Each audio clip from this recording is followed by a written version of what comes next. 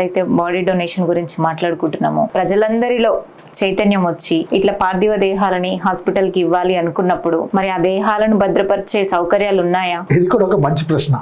నిజం చెప్పాలంటే ఆ చైతన్యం ప్రజలందరిలో కలిగిన నాడు ఆ సౌకర్యాలన్నీ కూడా మెరుగుపడే స్థితికి వస్తుంది. ఈ రోజు అలాంటివి లేవు. ఉస్మానియా హాస్పిటల్ పోయి చూస్తే, గాంధీ హాస్పిటల్ పోయి చూస్తే, ప్రభుత్వ హాస్పిటల్స్ లో పోయి చూస్తే చాలా హృదయ విదారకంగా ఉంటుంది. చనిపోయిన వాళ్ళ శవాలు, జంతువుల శవాలు వేసినట్టు వేస్తారు. అంటే ప్రభుత్వం ఎంత నిర్లక్ష్యంగా ఉంటుంది, ఎంత నిరాదరణకు గురవుతున్నారు. అనేక పెద్ద పెద్ద హాస్పిటల్లో కూడా కోల్డ్ స్టోరేజ్ లేవు, మైనస్ డిగ్రీలో పెట్టేటువంటి ఏసీల పరిస్థితి లేదు, మెయింటెనెన్స్ లేదు, యంత్రాలన్నీ చెడిపోతున్నాయి, ఆ రూములన్నీ గబ్బు పట్టిపోతా ఉన్నాయి. అందుకే ప్రజలు చైతన్యవంతులు కనుకైతే ప్రభుత్వం పైన అలాంటి డిమాండ్ తెస్తారు. ప్రభుత్వం కూడా అనివార్యంగా అలాంటి పరిస్థితులు మెరుగుపరచడానికి తగిన సౌకర్యాలను ఏర్పాటు చేసుకోవాల్సినటువంటి పరిస్థితి వస్తుంది. కాబట్టి తప్పనిసరి రావాల్సిందే, చేయాల్సిందే. సార్, ప్రపంచ దేశాలలో మన దేశంలో బాడీ డొనేషన్ చేయడంలో ప్రజల చైతన్యం ఏ విధంగా ఉంది? ఇది నిజం చెప్పాలంటే బాడీ డొనేషనే కాదు, ఆర్గాన్ డొనేషన్ అని కూడా అనుకోవచ్చు. ఆర్గాన్ డొనేషన్ అంటే అవయవ దానం. అవయవ దానం చేయొచ్చు, టోటల్ శరీరాన్ని దానం చేయొచ్చు. అవయవ దానంలో కూడా రెండు రకాలు. ఒకటి బ్రతుకున్నప్పుడే దానం చేయొచ్చు, రెండు చనిపోయినాక దానం చేయొచ్చు. శరీర దానం మాత్రం చనిపోయినాకనే చేయాలి. బ్రతుకున్నప్పుడు చేసే అవయవ దానం ఏంటి? నీ కిడ్నీ చెడిపోయింది, నా కిడ్నీ ఇవ్వచ్చు. నా కిడ్నీ చెడిపోయింది, నీ కిడ్నీ ఇవ్వచ్చు. నా కాలేయం చెడిపోయింది, నీ కాలేయం ఇవ్వచ్చు. లివర్ ప్లాంటేషన్ అంటారు దాన్ని.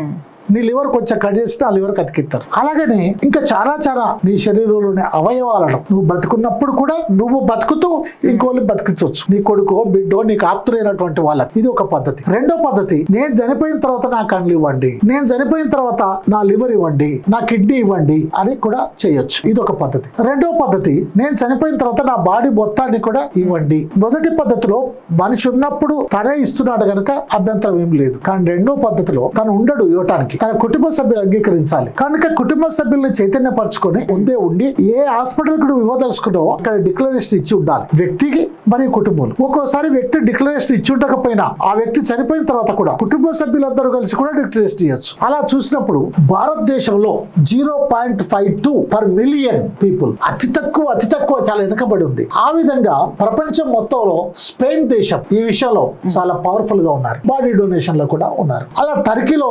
55.4%, సౌత్ కొరియాలో 45.1%, యుఎస్ఏ లో 20.4% ఉన్నారు. ఇవి బతికున్నప్పుడు. చనిపోయిన తర్వాత యుఎస్ లో చూస్తే 48% ఉంది, సౌత్ కొరియాలో 9.32%, టర్కీలో 3.58%, భారతదేశంలో 14% ఉంది. దీన్ని బాగా అభివృద్ధి చెందాల్సినటువంటి అవసరం ఉంది. ఇలా భారతదేశంలో ఇంత తక్కువ ఉండటానికి ఏం కారణం? మత ఆచారాలే కారణం. ఏంటి మత ఆచారాలు అంటే, నేను నా కొడుకు తలకొరివి పెడితేనే నాకు పుణ్యం వస్తుంది, మోక్షం వస్తుంది, నా బాడీని మెడికల్ కాలేజీకి తలకొని ఎవరు పెడతారు అనే, ఇట్లాంటి నాకు పిండం పెడితేనే నేను స్వర్గానికి వెళ్తా, మరి ఎవరు పెడతారు ఇప్పుడు ఇట్లాంటివి చేస్తే? అందుకని మత ఆచారాలు సాంప్రదాయాలు అవుతున్నాయో వాటి వల్ల ప్రజల్లో చైతన్యం చాలా తక్కువ ఉంది. అందుకని బాడీ డొనేషన్ లో గానీ, ఆర్గాన్ డొనేషన్ లో గానీ ప్రపంచంలో అతి తక్కువ దేశంగా భారతదేశం ఉంది. అయితే మరి ఇన్ని ఆచారాలు పాటించే వాళ్ళు, ఇన్ని సాంప్రదాయాలు కట్టుబాట్లు చెప్పే వాళ్ళు, వాళ్ళ కొడుకు అమెరికాలో ఉంటాడు, వాళ్ళు చచ్చిపోతారు. ఇప్పుడు ఏమైతుందో తెలుసా?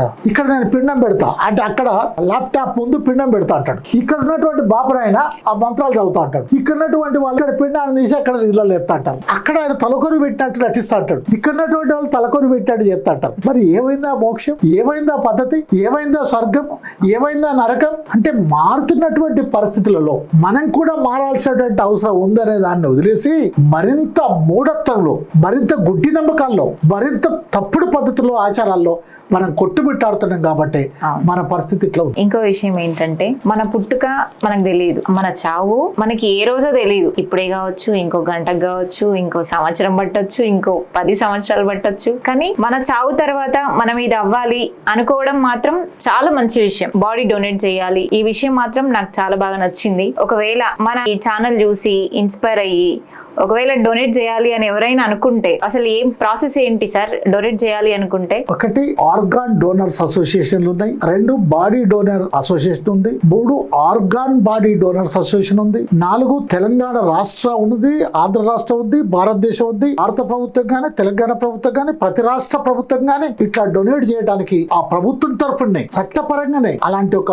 అవకాశం ఉంది. మీరు అక్కడ ఉన్నటువంటి కలెక్టర్ గారికి గానీ, ఆర్డీఓ గారు గానీ, ఎంఆర్ఓ గానీ, మున్సిపల్ కమిషనర్ వాళ్ళకి కానివ్వండి, లేకపోతే ఇట్లాంటి అటు హాస్పిటల్స్ సూపరింటెండెంట్లకు కానివ్వండి, మీరు తెలియజేస్తే వాళ్ళు కొన్ని ఫారాలు ఇస్తారు. మీరు ఎక్కడ ఇవ్వాలి, నువ్వు ఇక్కడ ఉండొచ్చు కానీ నేను ఢిల్లీలో ఇవ్వాలనుకుంటాం, ఎందుకంటే ఇప్పుడు ఎక్కడెక్కడో వచ్చి ఎక్కడెక్కడ నౌకర్లు చేస్తాను, అది నా ఊరికే ఉపయోగపడాలనుకో, నా ప్రాంతంలో ఇస్తే బాగుంటుంది అనుకో. కాబట్టి ఏ హాస్పిటల్కి ఇవ్వాలనుకుంటున్నావు, ఏ రాష్ట్రంలో ఇవ్వాలనుకుంటున్నావు, ఏ మెడికల్ కాలేజీకి ఇవ్వాలనుకుంటున్నావు అనేది నువ్వు ముందు డిసైడ్ చేసుకొని వాళ్ళకు డిక్లరేషన్ అంటారు, ఆ డిక్లరేషన్ ఫారం ఇస్తే సరిపోతుంది.